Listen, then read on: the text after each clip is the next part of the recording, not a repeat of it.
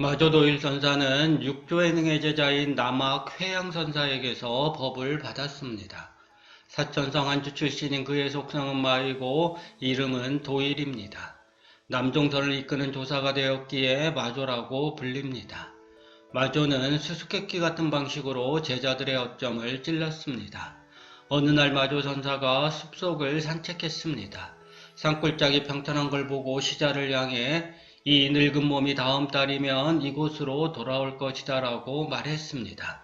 산책에서 돌아온 지 얼마 안 돼 병이 났는데 문병으로 온 언주가 기분은 어떠십니까? 라고 물었습니다.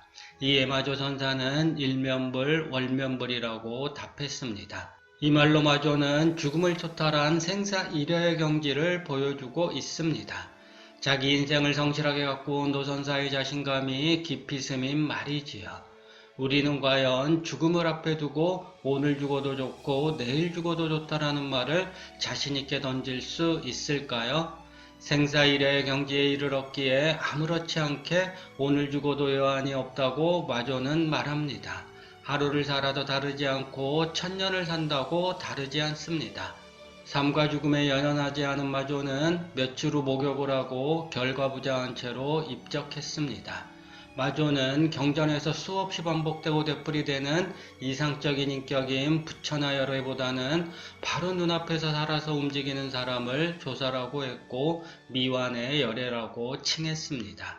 선을 생활의 종교로 정착시켰습니다. 자심십을, 심즉십을 곧 마음이 부처라고 했으며 평상심이 도라고 선언하기도 했습니다. 마조는 꾸밈이 없고 시비가 없고 취함과 버림이 없고 한결같아 끊임이 없는 마음을 평상심이라고 했습니다. 도심이 따로 있는 게 아니라 평상시의 순수한 마음이 곧 도라는 가르침을 내리기도 했습니다. 사람들은 도라고 하면 무언가 특별한 것으로 생각합니다. 보통 사람은 생각할 수 없는 기발한 것을 도로 여깁니다. 마조는 도를 일상생활 속에서 찾습니다. 오늘 하루 여러분이 살아온 삶을 돌이켜보세요. 그 속에 마조가 말하는 도가 스며들어 있습니다. 어떻게 하면 이 도를 발견할 수 있을까요? 자기 마음을 차분히 들여다보면 됩니다. 현상에 매인 채 어떻게 마음을 제대로 들여다볼 수 있을까요? 마조의 평상심은 이리 보면 현상에 매이지 않는 마음을 가리킵니다. 남학선사가 좌선에 몰두한 마조 스님에게 물었습니다. 그대는 무엇을 위해 좌선을 하는가? 부처가 되려 한다고 말하자 남학이 마조 앞에 앉아 벽돌을 돌에 갈기 시작했습니다. 마조가 물었습니다. 스님, 벽돌을 갈아 무엇을 하려고 하십니까? 멋진 거울을 만들려고 하지? 이 말을 듣고 마조는 크게 웃음을 터뜨리며 말했습니다. 아니 스님, 벽돌을 갈아 어떻게 거울을 만들 수 있습니까? 그래? 그대는 좌선을 하여 부처가 되려 하는데 나는 어째서 벽돌을 갈아 거울을 만들 수 없는가? 무언가를 문득 느낀 마조는 무릎을 꿇고 남학에게 가르침을 청했습니다. 남학은 곧장 이런 말을 들려주었습니다. 어떤 사람이 소를 꺼낸 수레를 몰 때 그 수레가 잘 가지 않으면 수레를 때려야 하는가, 소를 때려야 하는가? 남학선사는 좌선을 열심히 하는 마조에게 벽돌을 가는 비유와 소가 수레를 끄는 비유를 통해 다음과 같은 내용을 설했습니다. 이 공부는 마음 공부지 몸의 공부가 아니다. 마음 공부는 애써 좌선만을 고집할 것도 없고 염불이나 진언이나 특정한 수행법만을 고집할 이유도 없다. 마음으로 하는 공부이기 때문에 어떤 특정한 방법이나 앉는 방식, 수행법, 그런 수단과 방법으로 하는 것이 아니다. 부처는 정해진 모습이 아니니 특정한 모습을 오래 취한다고 해서 부처가 되는 것은 아니다. 이런 참된 이치를 모르고 오로지 앉아서 좌선만 하고 있다면 그것은 부처를 죽이는 것이다. 깨달음을 얻은 마조는 이후로 50년 동안 남학선사를 모셨습니다. 깨달음이 더욱 깊어진 마조는 도는 닦을 필요가 없으니 다만 더럽히지만 않으면 된다고 강조했습니다. 더럽힌다는 것은 곧 분별심으로 조작하고 추구하는 것을 의미합니다.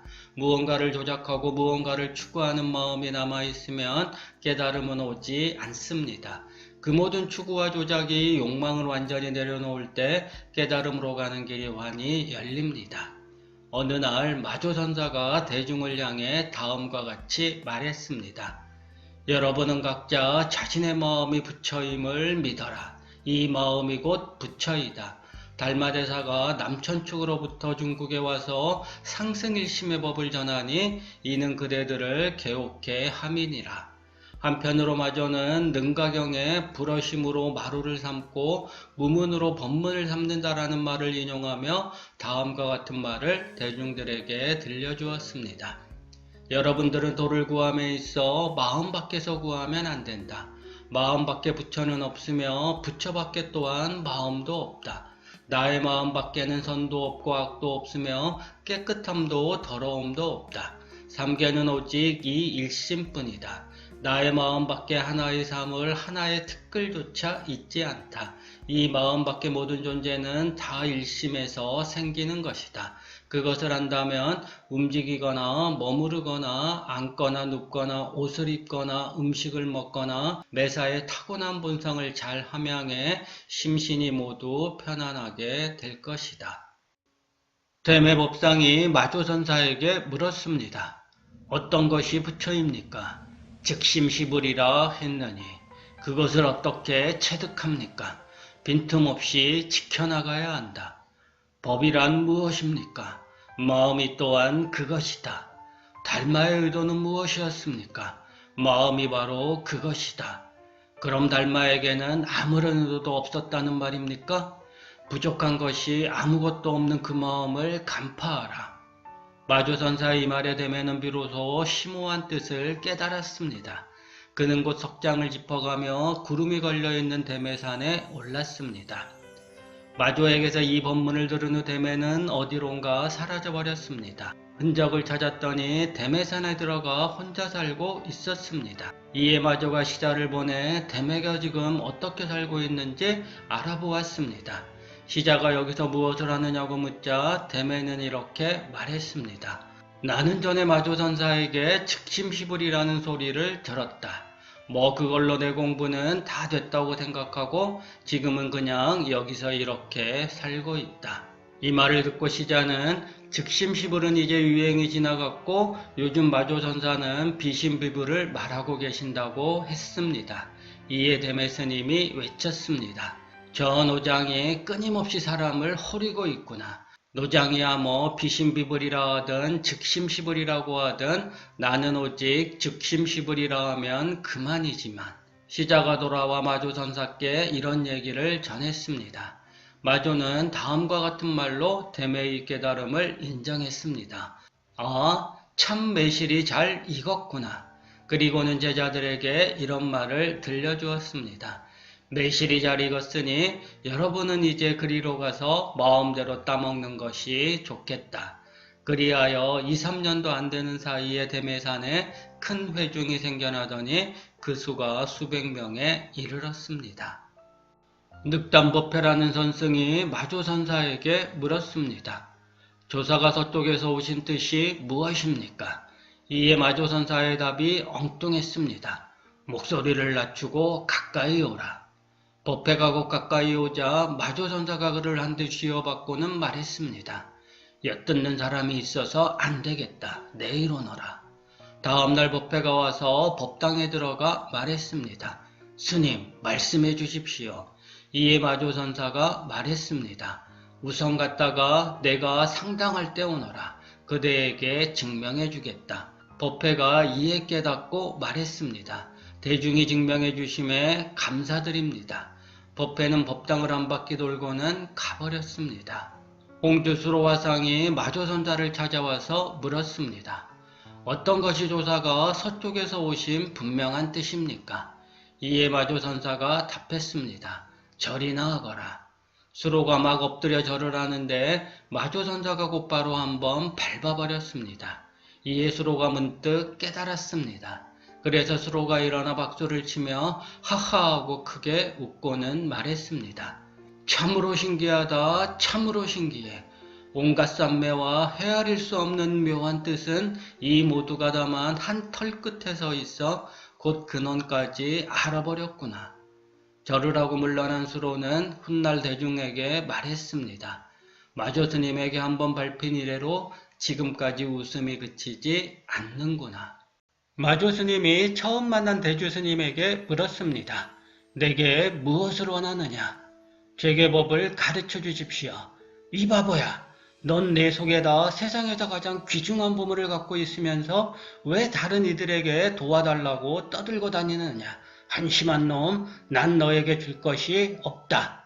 전사님 부탁드리옵니다. 제게 그 보물이 무엇인지 알려주십시오. 너의 질문은 무엇으로부터 나왔느냐? 이것이 너의 보물이다. 지금 이 순간 너에게 물어보게 만든 바로 그 놈이다. 모든 것은 바로 너의 귀중한 보물 창고에 저장되어 있다. 이 보물은 너의 처분에 따라 원하는 대로 쓸 수 있고 모자람이 없다. 너야말로 그 모든 것의 주인이란 말이다. 그런데 왜 너 자신으로부터 도망 나와 밖에서 찾으러 다니는 것이냐? 이 말을 듣고 대주는 크게 깨달았습니다. 다나전사가 문수보살의 조각상 위에 올라앉았습니다. 이를 보고 놀란 승려들은 다나를 향해 미친놈이라고 소리쳤습니다. 그리고는 스승마조에게 달려가 이상한 녀석이 문수보살상 위에 올라간 상황을 알렸지요. 마조는 서둘러 나와 다나를 보았습니다. 그리고는 흐뭇한 웃음을 지으며 말했습니다. 내 아들아, 천연스럽구나. 그 말을 듣고 다나는 조각상에서 내려와 마조에게 말했습니다. 이름을 지어주시니 감사합니다. 이제부터 저의 이름은 다나 천연입니다. 마조 선사는 어린아이처럼 천진하게 행동하는 다나를 보았고 그것을 천연이란 말로 표현했습니다. 다나 선사는 마조의 그 뜻을 이내 알아차리고 천연이란 이름을 기꺼이 받아들였습니다. 그 스승의 그 제자라고 말할 수 있지 않나요?